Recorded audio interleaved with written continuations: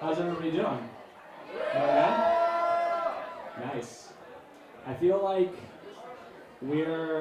like that's the high school cafeteria, and we're like Latin Club.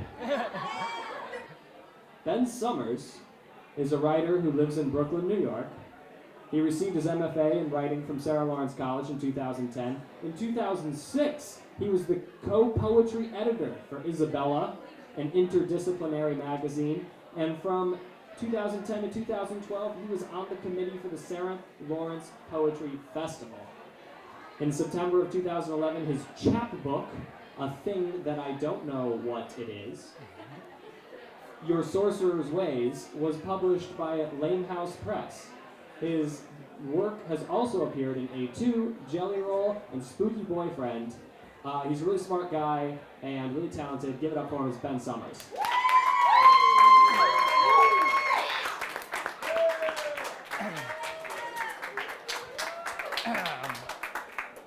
So I just got hooked by your weird mic thing, and I had no idea what was going on. I forgot that this was here.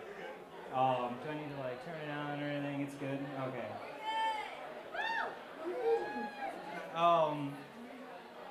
I was just thinking, actually, sitting out here when everyone was trying to make everyone be quiet, that I really just wanted to come up here for the entirety of my reading, instead of reading, just making that sound from Dumb and Dumber that's like the most annoying sound ever, as loud as I could until people freaked out and like went insane.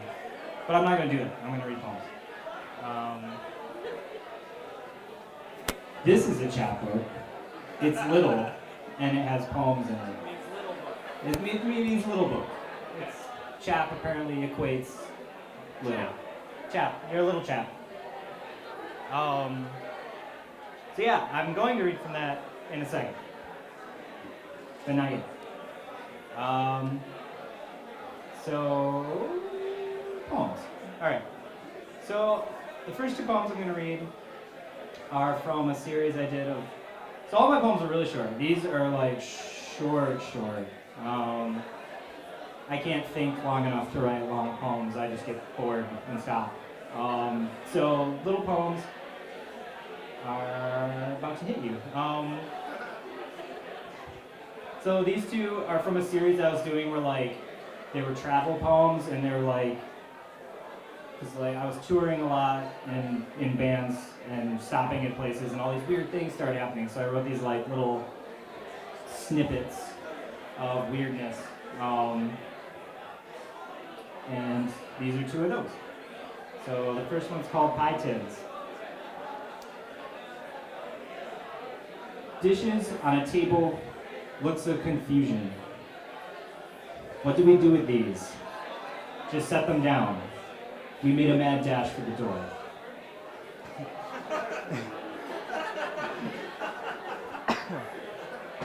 The second one's called Lexington, and it was in Lexington, Kentucky. I'd like that one, please, I said with a tone of joy. We're all out, was his response. What about that one? I point. It's just a display. The item in question was a Wonka bar, which I love. And I was like, holy shit, they have Wonka bars here. It was a movie theater. And I was like, it played out exactly like that. I was like, can I get that? And the guy was like, we're out, we just have, that's it. And I was like, that one. And it's the display. I really just wanted to be like, give me that one. Why do you have a display of something you don't have? I just want to eat them. Alas, it's thwarted. Another day. So that's those. So this is a poem I think was one of the poems that got published in something. Jelly Roll maybe? It might have been one of the ones on Jelly Roll. Alright, anyway, here we go. This is not like that. Now we're getting into weird territory, weird zone. A warm shade of adjusting. Recently, there has been a visual shift. Instead of light, sound is now visible. We can see when the phone rings in the other room, when cicadas buzz from trees, when someone yells, "I hate you," from their fire escape. It will take time to adjust to such a harsh change in perspective. People bumping into one another while trying to figure out what colors represent what words. Some think the sound for peace is blue and the sound for love is red. That is in fact not the case. Peace turned out to be mauve, and love is chartreuse.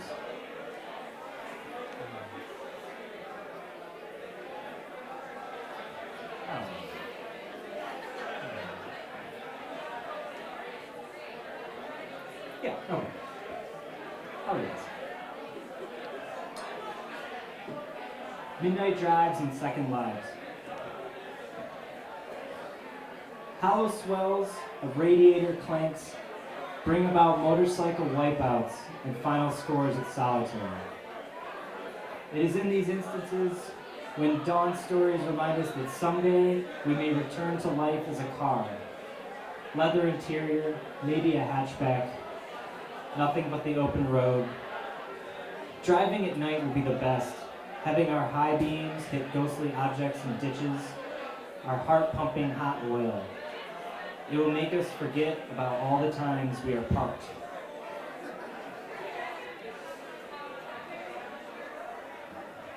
Chapbook. So all of these have two titles. I don't know why. They just do. I wanted to do like a full-length book of all two titles. And I was like, oh, that'd be really cool, it'd be really weird. And then I got this far and decided that was super hard, and I was using all of my title ideas double, and I was like, I could just get so many more poems out of this, and didn't. So I stopped at however many are in this thing, which I have no idea. This is Turbulence, or The Ocean at Night Looks Quite Black. There is a shuffling in my gut. It sounds like when my dog chased a rabbit through the park and pursued it into a river. It sounded like chalk on a chalkboard, darts in a chalkboard, surf on a wakeboard. Again, all really short. If you look at it, they're like, there's like nothing there. This is called Barbarism, or Shake, Rattle, and Bowl. This is a sign outside of a bowling alley that I saw, and I liked it. It really has nothing to do with the poem. I was just shooting titles out. Ear trumpets turning to catch a cold from my unpeeled lungs. Haberdash the constable, this is going to be a bumpy stride to Cairo, or Cairo, or Carolina Slim's Texas Roadhouse. This is timing. This is what lead is like. 3 cheers for the waistcoat. It holds the world in its teeth.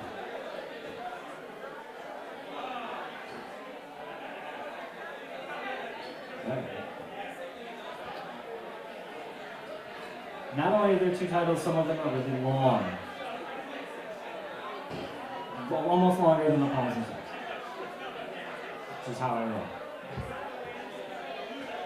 Heavy petals, or an interesting way to tell if, in fact, you are not an XL Pro.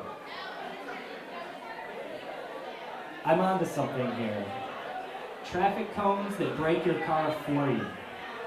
To stop us in peril or in deserts, landscapes draped in orange plastic. Collecting screams or gasps or sighs or concerns for kittens dying in bulk at the lumberyard.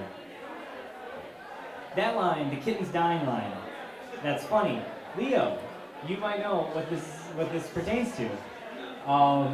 My good friend Andrew Clark, his dad worked at a lumberyard, and the cats feral cats would just like pee on the lumber, and then they couldn't sell it.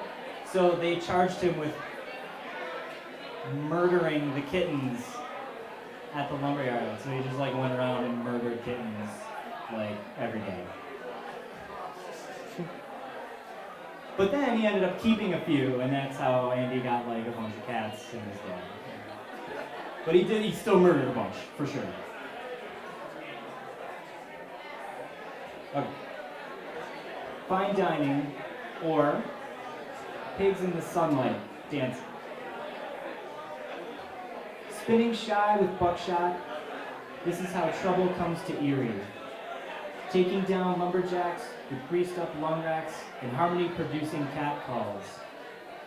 Swine is the meat of car accidents that looks quite red in the sun.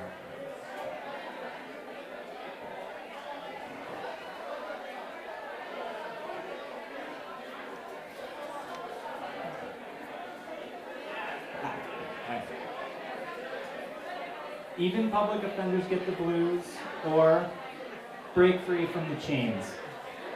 Wilson Phillips. Parking meters are too sophisticated for my black lungs. Maybe if we dress them up in turntables and catwalk rust spots, then just maybe they would bring some static shock through smoke-clenched teeth. Panda bears and telephone wires accomplish this on their own. Wilson Phillips also does this, but not with quite enough grace to win our hearts. They had an expiration date set on them. Panda bears do not.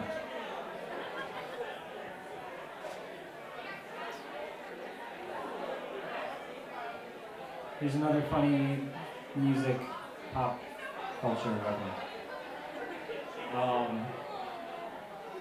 I listen to a lot of weird stuff when I'm writing, and it just right onto the page. 80s pop radio, or How I Made It Good. Take these broken wings and learn how to break wings.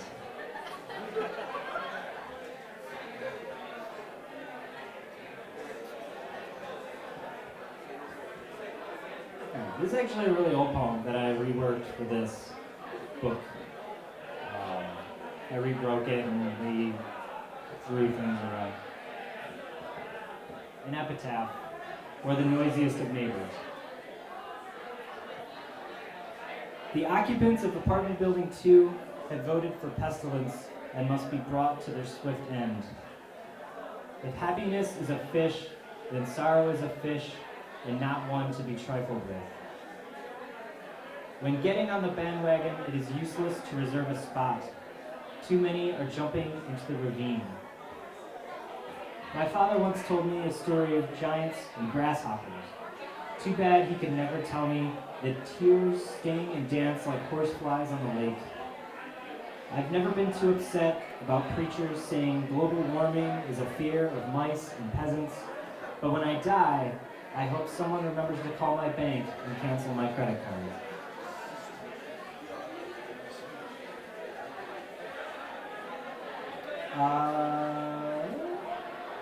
I'm just going to do 2 more, and then I'll be done. I don't want to take a ton of time.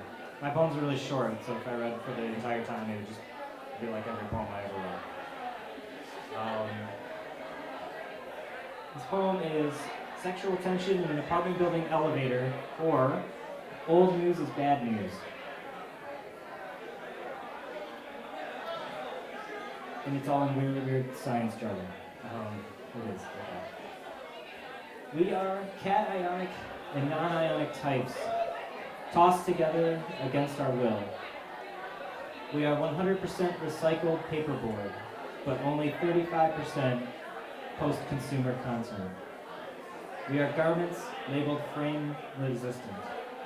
We can handle it, but unfortunately not forever. And this is my last one, and it's really short, and I really like it. It's one of my favorite poems that I wrote. Power outage, or the happiest of birthdays. All we had was cake to light our way. Fortunately, we weren't 17 anymore.